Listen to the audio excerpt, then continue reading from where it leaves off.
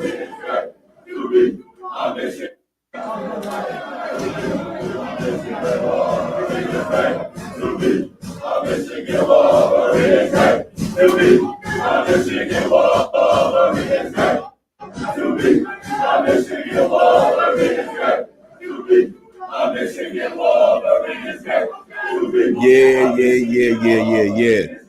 Hey, what's going on out there? Man, you know, I love this chant. I love this chant.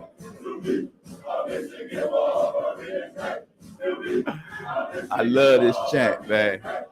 Hey, how y'all doing out there, man? Hey, I go by New. It's real simple. NEW, you can see it sitting there. Shout out to those University of Michigan Wolverines, man. A good win against Purdue yesterday. Purdue was short a couple people, but we not, that was an expected win. That was an expected win. Nothing real. I'm not gonna say it wasn't anything not to talk about or anything like that, but it was a good win. They did what they were supposed to do. That's what this game. That's what it was all about.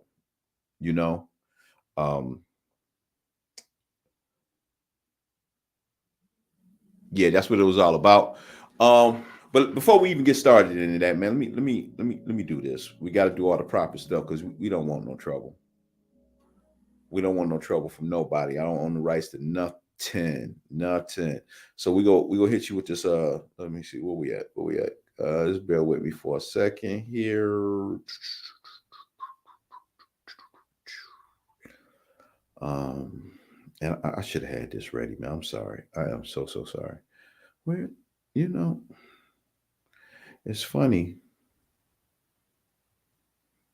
Okay. All right. Here we go. Real quick. No fan. Just do these disclaimers real quick. No Fan Sports Podcast is providing this podcast as a public service, but it is neither a legal interpretation nor a statement of No Fan Podcast policy. Reference to any specific product or entity does not constitute an endorsement or recommendation by No Fan or Sport or No Fan Sports Podcast. The views expressed by the guests are they own, and their appearance on the program does not imply an endorsement of them or any of the entity that they represent. Views and opinions expressed by myself are those of my own and do not necessarily reflect the view of No Fan Sports Podcast or any of its officials. Also, we're going to use a fair use disclaimer, copyright disclaimer under the Section 107, the Copyright Act,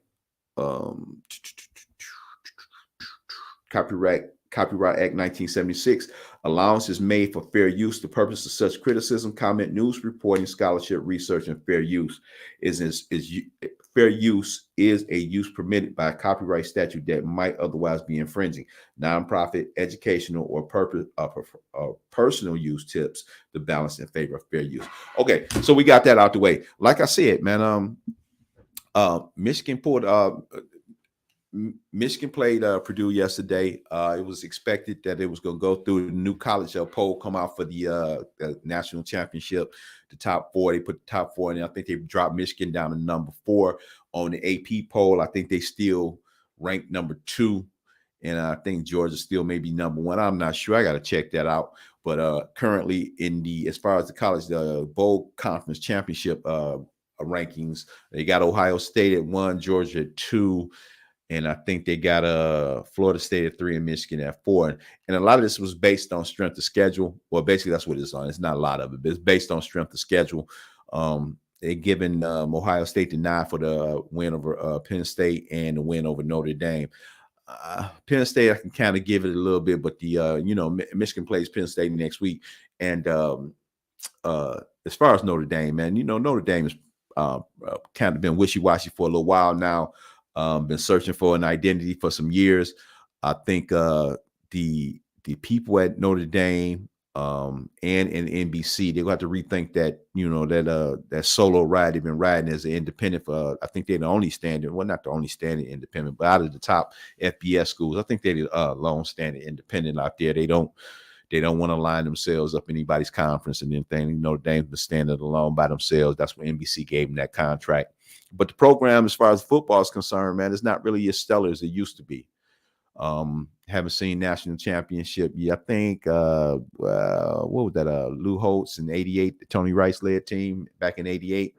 But they haven't, really been out there as far as football program like they used to. But they, this is what they use to give Ohio State that nod for that number one seed or number one spot. Even though it's obvious that Ohio State is the quarterback situation is not necessarily the greatest at this particular time. So, but we won't worry about that. Everything worked itself out because Michigan and Ohio State had to meet up. And first, Michigan got to take care of Penn State. They got them coming up this coming Saturday, I think it is, next weekend. But I want to talk about the for me. I want to talk about the and no fan, man. I hate to keep reading these bios, man, but we like to pride ourselves on looking at the game in a different light. We look at it in not just in the stuff that you can see. We kind of pride ourselves on seeing the stuff that the X's and O's and the stuff that you can't see. That they don't add on stat sheets and different things like that. And those are some of the things I like to talk about. And when I watched these Michigan Wolverines these past couple weeks, not that haven't been watching them all year, but these past couple weeks, man, there's something that's really standing out about them right now. That's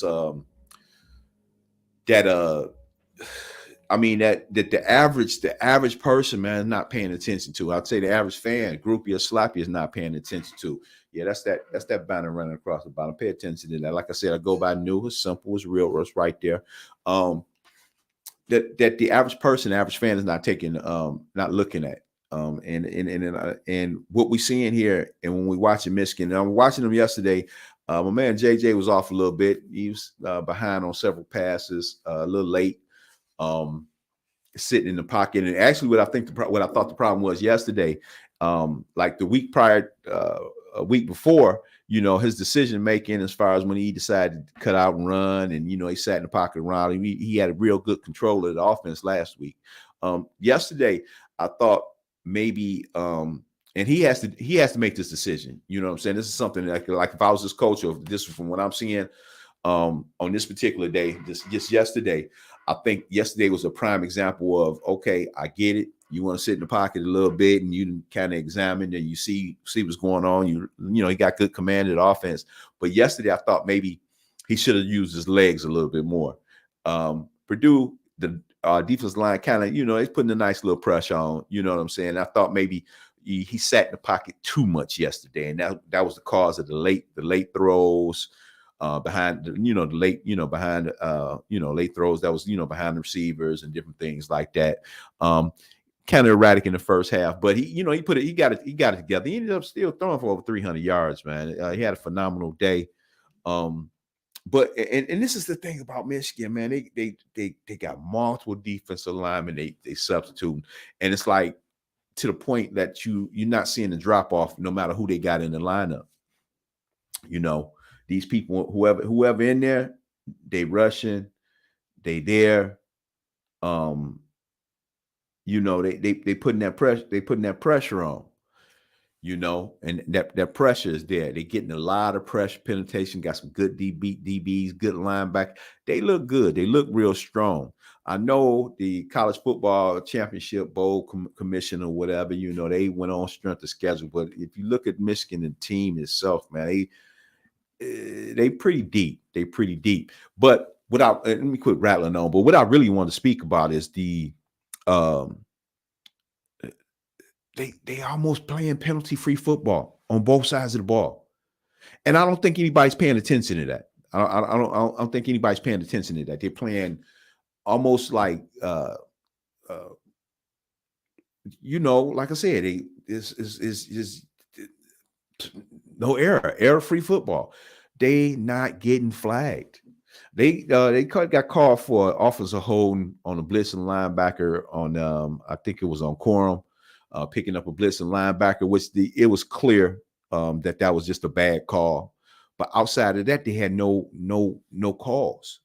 We had a bad a punt that was bounced off the back of one of the players. Ended up causing a turnover and different things like that. But outside of that, man, they playing them hankies. They keeping them the refs have been keeping them hankies in the pocket. And they pocket. I think last night one of the announcers referenced something about I think they only averaging like 2.5 penalties per game. And I don't care how good or how bad you are. Well, if you're not a good team and you're playing against a good team or a great team, you want to be as penalty free as possible. You want to be penalty free as possible. If you're playing against opponent and you a lesser opponent, but I think a lesser opponent naturally has a better chance if they can play as mistake free as possible. What you got in Michigan, you got a good team, and they playing almost penalty free. That's the scary thing about them. It's not the depth. It's not the, don't get me wrong, the players, personnel, and everything they got. That all looks good. That's all great. But the fact that they're playing error-free football, no penalties. This includes the offensive side of the ball and the defensive side of the ball. So what we're saying is that while these guys is in practice or at camp or whenever this got started, it got started pretty good, man. They've been paying attention to detail.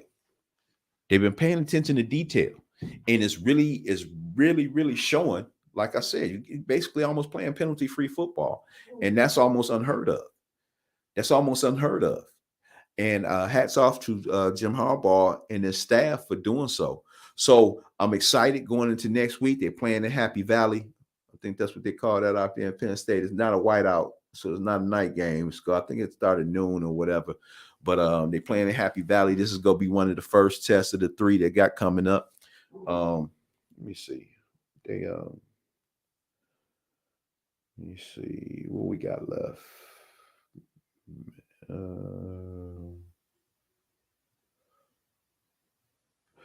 See what they got left on their schedule. Let's see. Okay, and actually, this is like the meat of the schedule, though. Really, even though it's at the end of the year, but they play number 9 ranked. Now Penn State is 9. Now they play number 9 ranked Penn State. Then they go into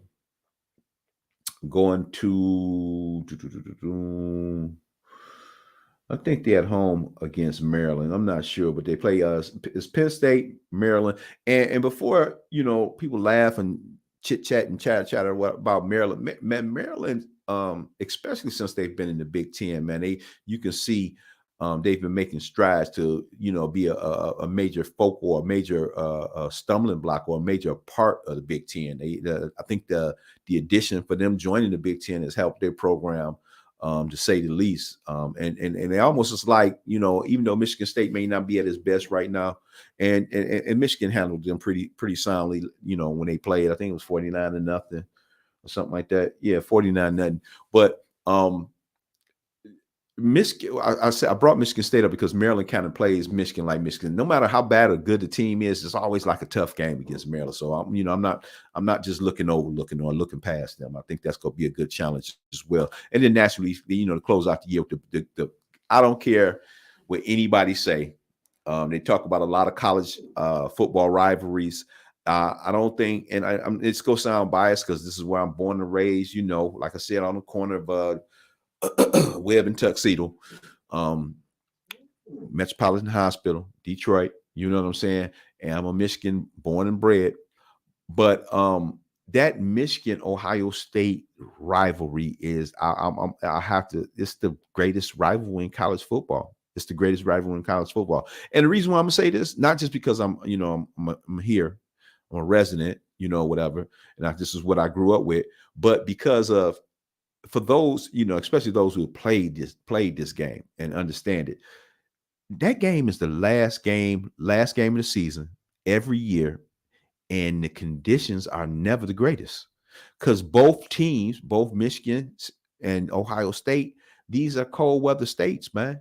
So they playing this game in tough conditions, weather conditions. It's not on a nice balmy or a nice spring, summer field, late fall day or early fall day. It's some of the worst conditions that you can possibly play in. It's gonna be cold outside. Okay, so I say it's the greatest. Condition wise, it's the greatest. Them some of the greatest games when the conditions are not great. So they meet up at the end of the year, and I'm looking forward to Michigan coming away with that. I think they got a strong chance of doing a Natty this year. But to get into that, before we get to that, we still got that thing that's hovering over their head right now, the thing with the Jim Harbaugh situation in this witch hunt. And I call it a witch hunt because I can't take the credit for this, but I forget which one of those announcers or sports commentators or writers or whatever made a comment about they talking about sign stealing. I was like, and he made the statement that all games are being video. I mean, you can watch the whole game. It's being taped, videoed on the field. It's being broadcast nationally. So if you want to steal signs, you can sit back in the locker room and just boom and watch all the video you want. You don't necessarily have to have someone or send somebody to the field or to where they at playing or anything like that. You're getting your whole feed right there. So they catching a lot of flack about this sign stealing thing. I get it. I oppose those things too. But what's so funny about it is real simple. And I don't understand why they don't do it anyway, or what's the big deal? Because it shouldn't be a big deal with the sign stealing. I know on a professional level,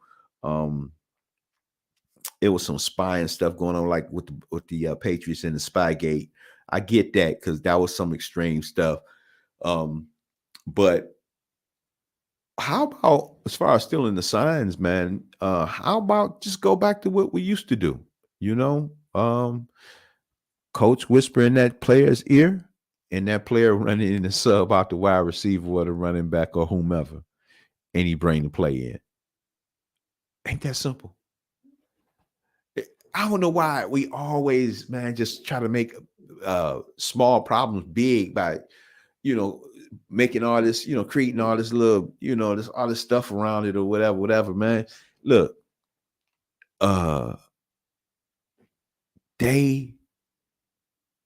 this is what we used to do. You look over to the sideline, either you and the coach had already talked and gave you 2 plays, or they'll send somebody in there with the play, sending the running back. And they constantly sending in players anyway, subbing and bringing this, that, and that thing. Man, send it. Just go back old school. Grab that so coaches be on the sideline, had that player, he played, you stay right next to the coach.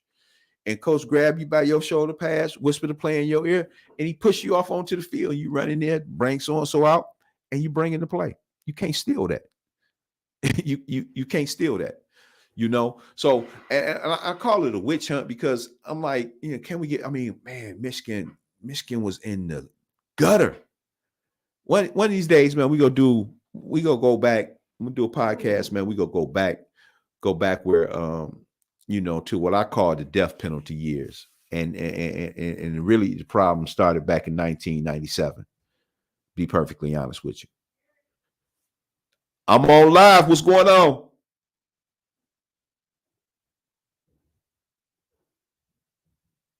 Excuse me.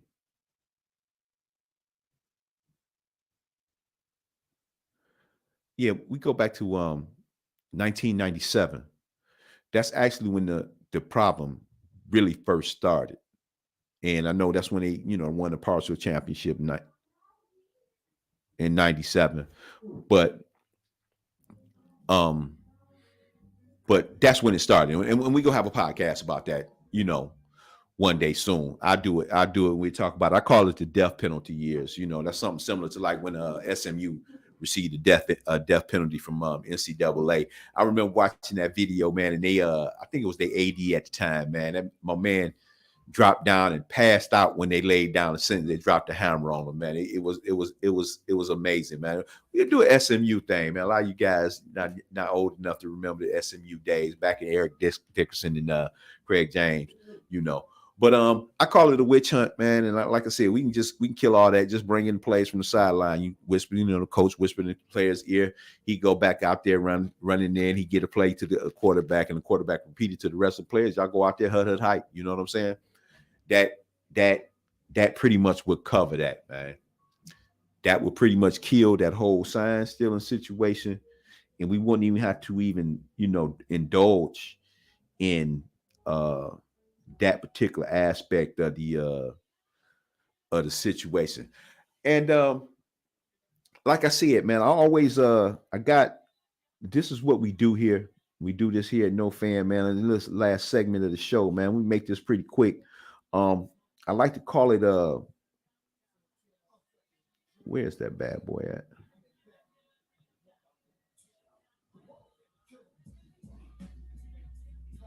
I don't own the rights to this, man. You know how that go.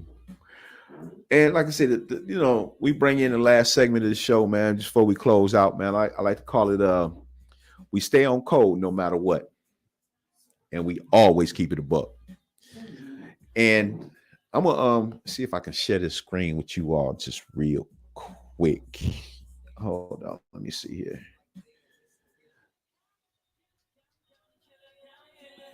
Everybody get this together. I love this intro, man. I'm gonna share my screen with you. Okay, I hope y'all can see that. Okay, yeah, I hope y'all can see that. Hold on, let me see if we get that. I like this beat because it goes hand in hand. Goes hand in hand with the situation at hand right now. I got a little flea problem with my doggies. Did you already spray them? You got them outside?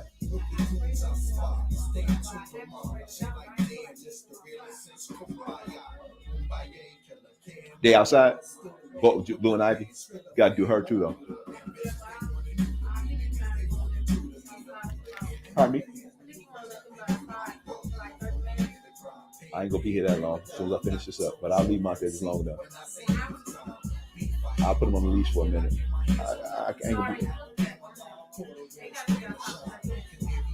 Okay, all right.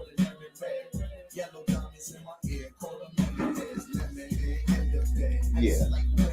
Oh my goodness, sorry about that. Anyway, I'll share my screen with you. Sorry about that.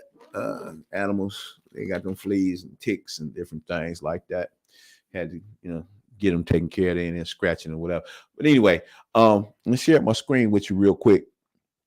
And this is a shout out to my man Shilo Sanders, man.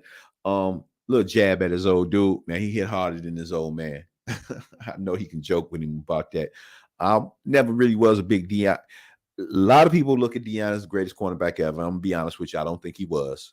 But I did appreciate him as a quarterback. He was one of the great ones, though. I'm not going to discount him from that. And he was actually a great player. He played from one of my favorite football teams, Dallas Cowboys, whatever. But he wasn't really a big hitter. But his son, Shilo, man, this guy is playing safety. Now, naturally, he was playing corner, Shilo playing safety. But this young man is bringing it. He don't mind bringing that smoke. He don't mind bringing that smoke. And we go run this clip. Let me see. Y'all should be able to see that. And you watch the play, you watch it, and I'm looking at this hit, man. I'm looking at this hit. Okay, we looking at this hit, and you can look at it yourself. Yet, okay, you can see it. To get up, flex from Shilo Sanders after that, but the officials are now check it out, weighing in. Personal foul. Targeting. Defense number 21. He might not know that he's got a chance to get kicked out of the game. Retarded. Watch he his is hit. Out of the Watch game. His hit. Yeah. Look at him. Bill, I know he's excited about this hit, but in the new rules that we've been dealing with for the last 5 or 6 years, I mean, this is. I don't know. With a shoulder. He did come in with the crown of the helmet underneath the chin. But see, You can hear the You look at he announcers leads in with there the trying to shoulder. make excuses for the rules. He might be though. leading with the shoulders, but he comes Now, in pretty solid in with split force of second the decision, contact. bang, bang, and And helmets it's are right into the big. chin. You know, naturally go Would appear Bryant that be he's considered leading with his defenseless helmet, anyway? but your He had to head turn go where around. your He had the shoulders ball. go. But look at it. He The whole clearly question leans with would his be shoulders. That's a shot Now that see- shows the crown of the helmet did get in there. Yeah. If listen to that him. hit would have caused the Listen ball to to him. come out, would you rule it an incomplete pass? And the answer would be yes. So It's he less is- clear from this Oh, angle. The other my angle goodness, showed man. the helmet That's did one come of right up we're into gonna the have to face have one of mask. those. We're gonna have one of those sexually explicit. What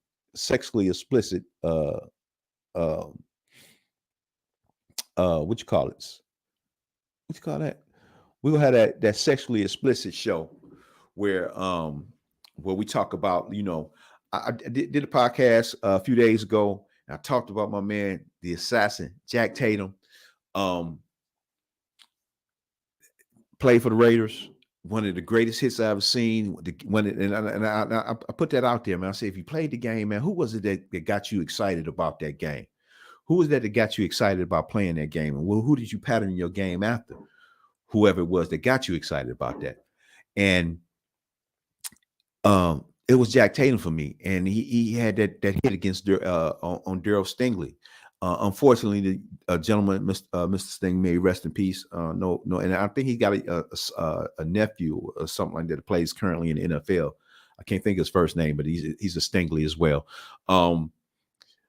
That hit, man, he left my man paralyzed against New England Patriots. This is back in 1978. And as a young man growing up, that's why I idolized Jack Tatum. They called him the assassin, man. And I ain't trying to be funny, man. And I ain't really want to hurt nobody like that. But damn, I was looking for that hit my whole career. At any level of football I played, from little league, pee wee league, all the way up to, I did a little junior college playing, little playing in junior college. That was my last of my days. But that was the hit that I was searching for, and that's what the NFL used to be, man. It should be boom, boom, boom, boom, boom, big hits. And my man Shilo want to go back to that, man. He went like, what's going on? And they actually ejected him from the football game. And you can clearly see that the helmet did kind of hit, but you can see he clearly came shoulder.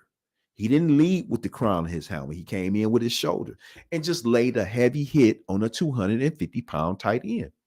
And I'm gonna keep talking about this because I'm seeing these flags, roughing the passer, late roughing hits, unnecessary roughness, and all this stuff.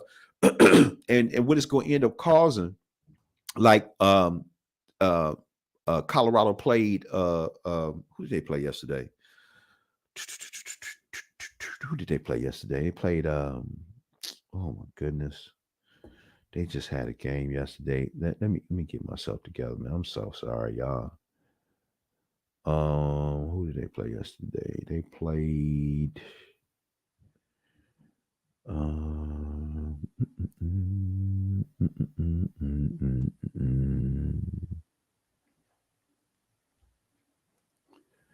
Who did they play yesterday? NCAA football. They caught that L though. And partly they fought. They made a couple of decisions that I thought was questionable.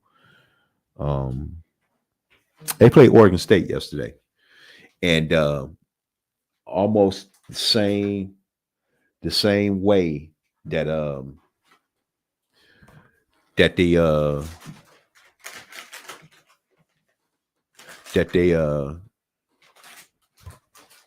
these pills. Mm-mm. That's the you put on the back. Okay. So hit them with that then. You'll do that later? Yeah, tomorrow or later on tonight. We'll do it tonight. Yeah. Okay. All right. And they played Oregon State yesterday. Questionable decision making prior to the halftime, as far as some calls. They ended up giving up 3 points, field goal attempt or whatever, which was costly or whatever. But it looks like they're coming around a little bit, man. And the funny thing, a lot of people, they be talking about I'll be hating on whatever the case may be, man. And it ain't no hate there. I love Deion Sanders. He's one of the greatest to ever do it. Oh, what you doing, dude? Okay. One of the greatest to ever do it. But I just, we're not even gonna get back into that. It's a Jackson State thing for me, but them uniforms, man, them unis, man, them slacks and them shirts, man, them hats, man, they looking good. They remind me of back in the what is that, the 90s, man, when Colorado was doing some things back there with Eric Bieniemy and them and Cordell Stewart. Colorado made some noise. I think McCartney was their coach, a Michigan alum. You know what I'm saying? When they was doing things, man, they looking good. I like that. Now, and give them another season or two, man, they're gonna be right there. They'll be in the hunt. Shout out to Deion and the Colorado Buffaloes. But I'm really digging his son Shilo, man. I like both his kids actually pretty good. I think they are first round draft picks. That Travis Hunter is phenomenal. He's a hell of an athlete. But I really like Shilo, what he said, man. You want to go back to the old school, man. Let's bring them hits back, man. Because like I said before, it won't be long before we be doing professional 7-on-7. They already added flag football to the Olympics. As far as I'm concerned, we right behind it will be with the NFL and they little thing. They be professional 7-on-7. But yeah, that's what we talking about. Shout out to the Michigan Wolverines, man. Shout out to the Michigan Wolverines. Shout out to Deion Sanders, and his kids Shilo and Shador. I like them Colorado Buffaloes. They'll be all right in a minute. I go by new. Check out my DMs. Hit the like button and all that. Subscribe. No Fan TV. Check it out. This is on StreamYard.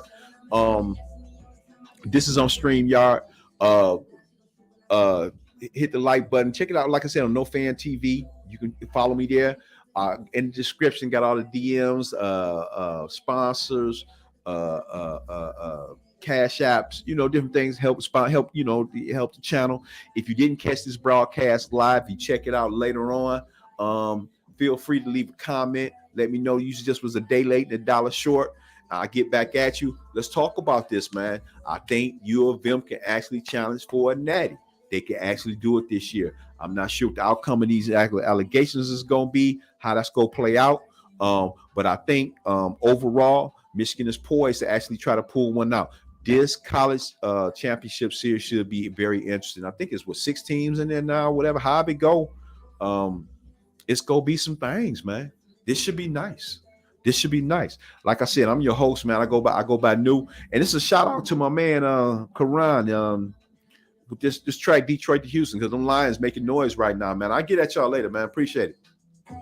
We loaded and locked in. Ain't listening to niggas right now because all that I'm hearing is shit they have not did. Well, you could be signed to Adidas, but never in life would you ever be top 10. You ain't really working, you clock in. I'm driving from Detroit to Houston. Hey, definition of a minute. So define me using Boston. I'll be with your ass in a minute. I can't even hop in a whip that ain't tinted. Young nigga, but make it as fast as I spin it. I know it's a marathon, but it